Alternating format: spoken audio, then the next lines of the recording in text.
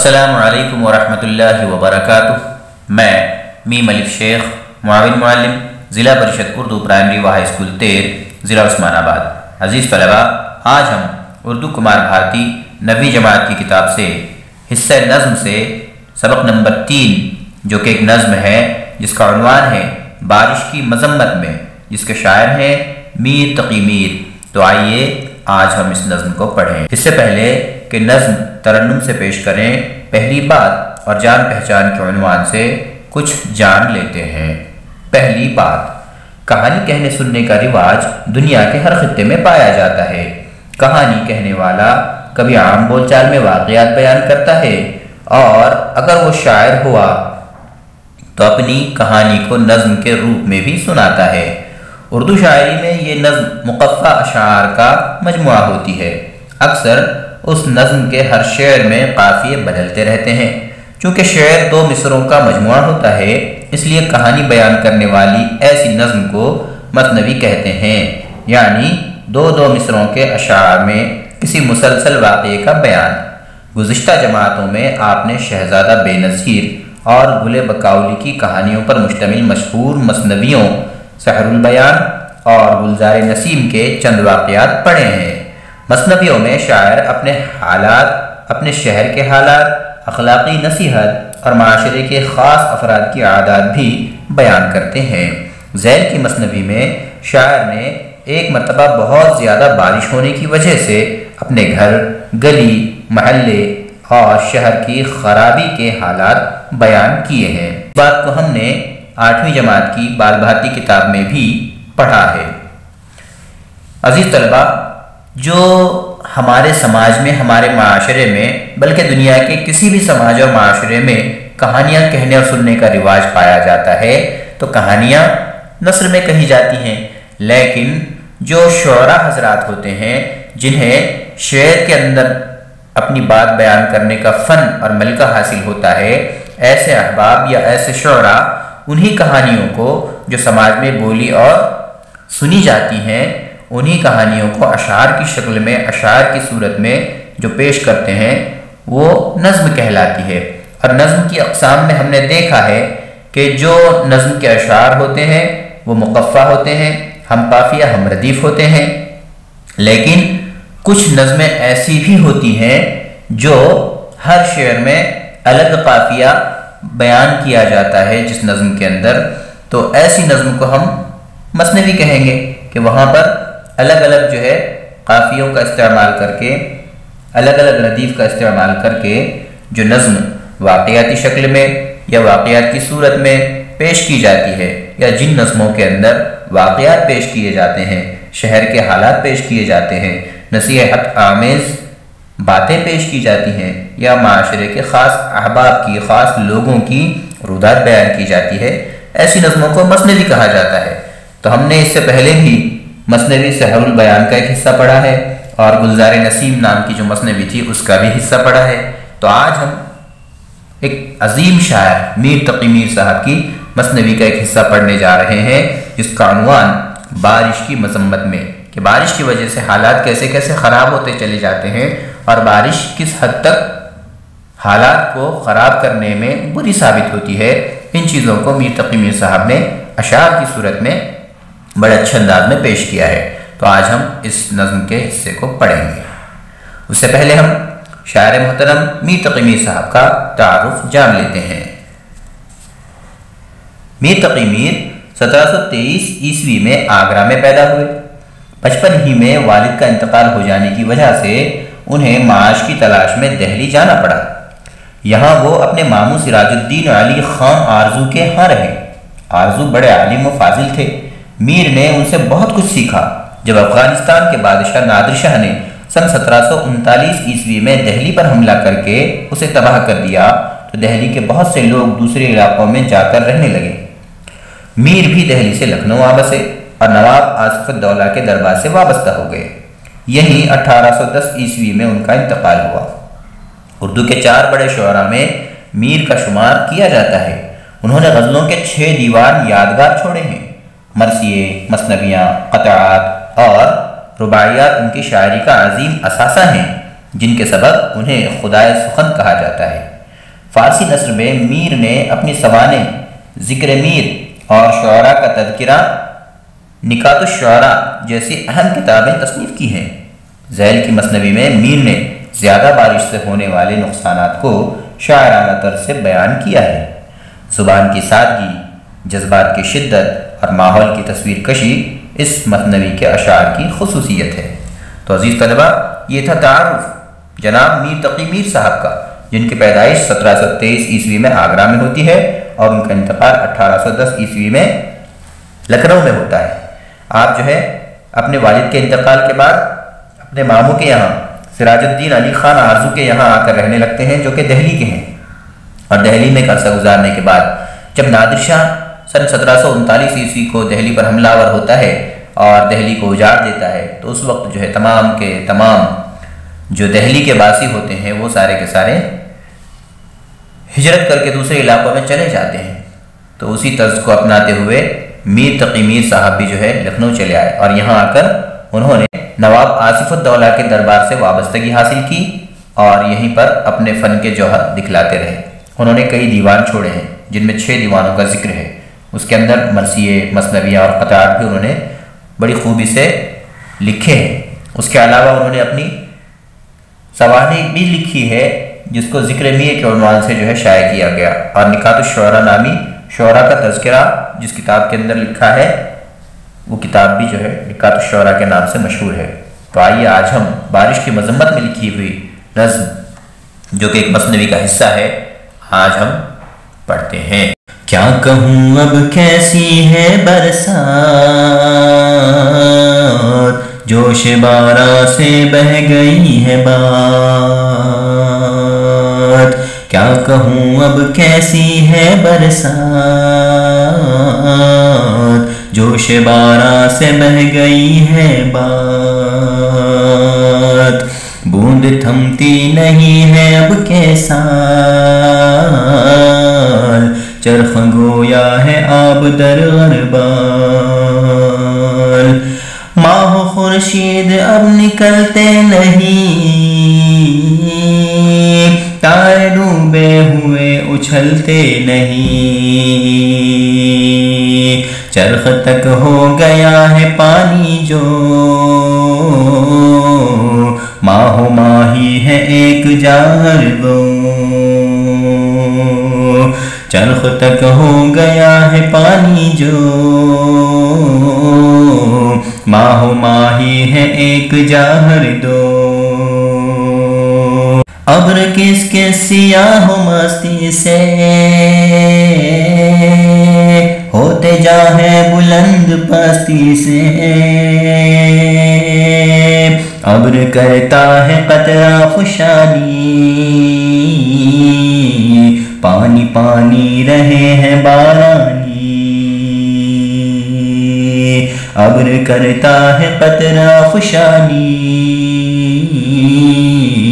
پانی پانی رہے ہیں بارانی۔ عقل میں ہونے سب کی کھوئی ہے، بات بارہ نے یہاں ڈبوئی ہے۔ عقل میں ہونے سب کی کھوئی ہے، بات بارہ نے یہاں ڈبوئی ہے۔ بیٹھے اٹھتے نہیں ہے بام و دل،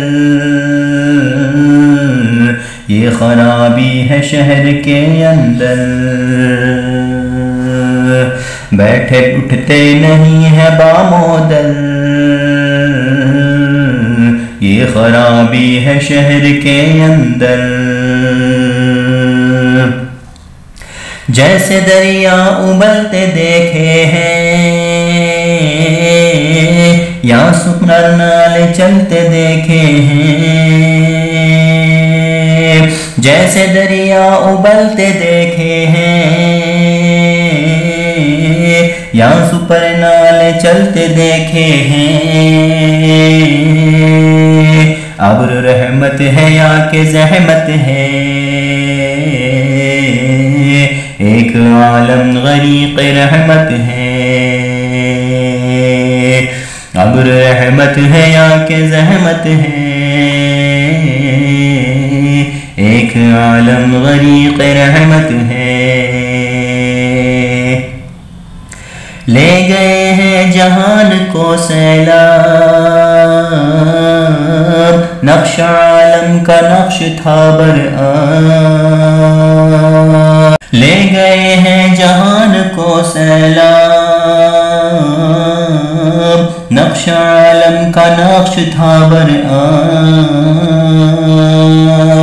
نہ ہے جلسہ نہ رب تیارہ ہے،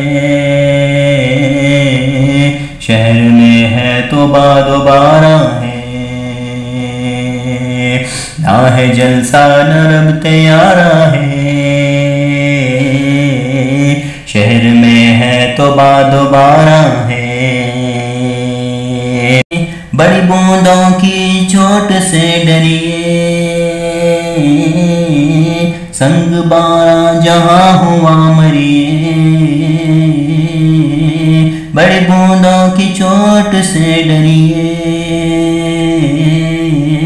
سنگ بارہ جہاں ہوا مریے، وسعت آب پوچھ مت کچھ یار، کوچ موجوں کے ہو گئے بازار،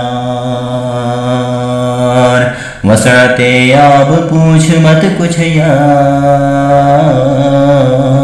کوچ موجوں کے ہو گئے بازار، تر ہے جو خشک اور تروں میں ہے، جان ایک سوکھتی گھروں میں ہے، تر ہے جو خشک اور تروں میں ہے، جان ایک سوکھتی گھروں میں ہے، زراعت جو پانی نے ماری، ہو گئی آب خست ترکاری، سین دیکھے ہیں کوہ سارا کے لیے، کشتی گدا ہے بارہ کے، جزر و مد جس کا تا فلک جاہے، جو ہے تالاب قہر دریا ہے، جزر و مد جس کا تا فلک جاہے، جو ہے تالاب قہر دریا ہے، ہر طرف ہے نظر میں ابر سیاہ، پانی ہے جس طرف کو کریے نگاہ، خضر کیوں کر کے فیست کرتا ہے، آب حیوان میں پانی مرتا ہے، خضر کیوں کر کے زیست کرتا ہے، آب حیوان میں پانی مرتا ہے، لکھے کیا میر مہ کی طغیانی، ہو گئی ہے سیاہی بھی پانی، لکھے کیا میر مہ کی طغیانی، ہو گئی ہے سیاہی بھی پانی، ہو گئی ہے سیاہی بھی پانی۔ تو عزیز طلبہ، یہ تھی میر تقی میر کی مثنوی، جو کہ عنوان تھا بارش کی مذمت میں۔ میر تقی میر نے اپنے خیالات کا اظہار بارش کی مذمت میں اشعار کی صورت میں کیا ہے۔ تو آئیے ایک ایک شعر پڑھ کر ہم اس کی مختصر سی تشریح کیے دیتے ہیں۔ شاعر پہلے شعر میں کہہ رہا ہے، کیا کہوں اب کی کیسی ہے برسات، جوش بارہ سے بہہ گئی ہے بات۔ یعنی میں کیا بات کروں کہ برسات اتنی خطرناک ہے، اس حال کی ہے، اس درجے کی ہے کہ میں جو بات کرنے جا رہا ہوں وہ بات بھی اس برسات کے تھپیڑے میں بہہ سکتی ہے یا بہہ گئی ہے۔ ایسی تیز و تند برسات کا عالم جو ہے شاعر بیان کر رہا ہے۔ بوند تھمتی نہیں ہے اب کے سال، چرخ گویا ہے آب در غربال۔ شاعر کہہ رہا ہے کہ کوئی بوند تھمنے کا نام نہیں لیتی۔ اس سال کی برسات کا یہ معاملہ ہے کہ آسمان کا جو معاملہ ہے وہ چھلنی میں پانی جس طرح سے بھرنے پر کوئی قطرہ چھلنی کے اندر ٹکتا نہیں ہے، اسی طرح آسمان کا حال ہو گیا ہے، گویا کہ وہ چھلنی معلوم ہوتا ہے اور پانی تو بس برسے ہی جا رہا ہے کہ تھمنے کا نام نہیں لیتا۔ کوئی بوند آسمان میں ٹک کر رہے گی ایسا تو اس سال لگتا ہی نہیں ہے۔ اگلے شعر میں شاعر کہہ رہا ہے ماہ و خورشید اب نکلتے نہیں، تارے ڈوبے ہوئے اچھلتے نہیں۔ یعنی برسات کا یہ عالم ہے کہ تارے، چاند اور سورج، ستارے، یہ سارے کے سارے جو ہے بالکل چھپ چکے ہیں، نہ سورج نظر آتا ہے، نہ چاند نظر آتا ہے، اور نہ ہی آسمان میں تارے ٹمٹماتے نظر آتے ہیں، بلکہ ساری کے ساری جو فلکیات کے اجسام ہیں، اجسام فلکیات جنہیں کہا جاتا ہے، چاند، سورج، ستارے، یہ سب کے سب چھپے ہوئے نظر آتے ہیں، ایسا لگتا ہے گویا چھٹی پہ چلے گئے ہوں۔ چرخ تک ہو گیا ہے پانی جو، ماہ و ماہی ہیں ایک جا ہر دو۔ چرخ کہتے ہیں آسمان کو، آسمان تک جو ہے پانی پہنچ گیا ہے، اتنی برسات ہوئی ہے اس سال، اور چاند اور مچھلی یہ دونوں کے دونوں ایک ہی جگہ نظر آتے ہیں۔ جو مچھلی پانی میں نظر آتی ہے، پانی میں رہتی ہے، تو پانی کے آسمان تک پہنچنے کی وجہ سے وہ بھی چاند تلک پہنچ چکی ہے۔ اس طرح کا جو ہے بیان شاعر اپنے اشعار میں کر رہا ہے۔ آگے دیکھیں، ابر کس کس سیاہ مستی سے، ہوتے جاں ہیں بلند پستی سے۔ یعنی جو ابر نظر آ رہے ہیں آسمان پر، اپنی سیاہ مستی میں، یعنی اپنے نشے کی حالت میں ایسے ایسے کام کیے جا رہے ہیں کہ گویا ابروں کو پستی سے بلندی کی طرف جو ہے اٹھایا گیا ہو یا اٹھتے نظر آ رہے ہیں، ایسی مستی جو ہے ابروں کے اوپر چھائی ہوئی ہے، بادلوں کے اوپر چھائی ہوئی ہے۔ ابر کرتا ہے قطرہ افشانی، پانی پانی رہے ہے بارانی۔ اور ہمیشہ ابر جو ہے، جو بادل ہیں وہ قطرے بکھیر رہے ہیں، آسمان سے بوندیں ٹپکا رہے ہیں، اور پانی پانی رہے ہے بارانی، یعنی سارا کا سارا علاقہ جو بارش کے انحصار پر ہوتا ہے، کم بارش کی وجہ سے خشک نظر آتا ہے، ایسا علاقہ پورا کا پورا پانی سے بھر گیا ہے، یعنی چاروں طرف پانی ہی پانی نظر آ رہا ہے، ساری خشکی تری میں تبدیل ہو گئی ہے، جل تھل ہر طرف ہو چکا ہے۔ عقل میں ہونے سب کی کھوئی ہے، بات باراں ڈبوئی ہے۔ اتنا پانی برسا ہے کہ اس پانی کے برسنے کی وجہ سے سب کی عقل دنگ رہ گئی ہے، حیران رہ گئی ہے کہ پانی آخر برستا ہے تو اتنا بھی برستا ہوگا۔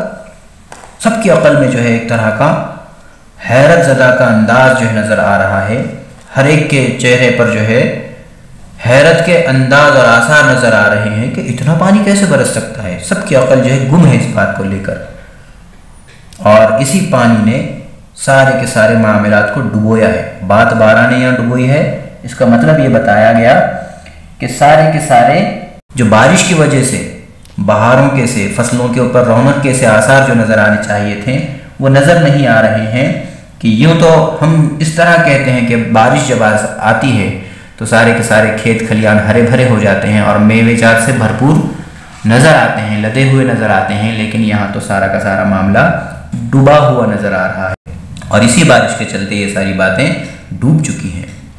بیٹھے اٹھتے نہیں ہیں بام و در، یہ خرابی ہے شہر کے اندر۔ یعنی ہم جب گھر میں بیٹھ جاتے ہیں تو اب اٹھنے کا نام نہیں ہے۔ کیوں نہیں ہے؟ کیونکہ سارے شہر میں پانی ہی پانی ہے، کہ اب دن بھر جو ہے ہم کو لا محالہ گھر ہی میں بیٹھنا پڑ رہا ہے۔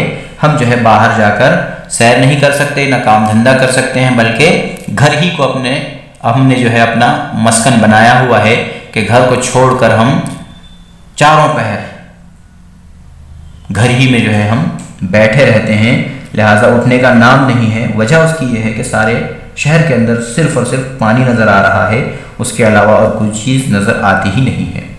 جیسے دریا ابلتے دیکھے ہیں یہاں سو پرنالے چلتے دیکھے ہیں، جس طرح دریا ابلتے ہیں، بارش جب ہو جاتی ہے تو بارش کی وجہ سے جو سارے پہاڑوں کا پانی دریاؤں میں آ جاتا ہے اور دریا ابلنے لگتے ہیں، دریاؤں کے اوپر سیلاب کسی کیفیت نظر آتی ہے، ویسی کیفیت آج ہمارے چھتوں کے پرنالوں کے اوپر نظر آ رہی ہے۔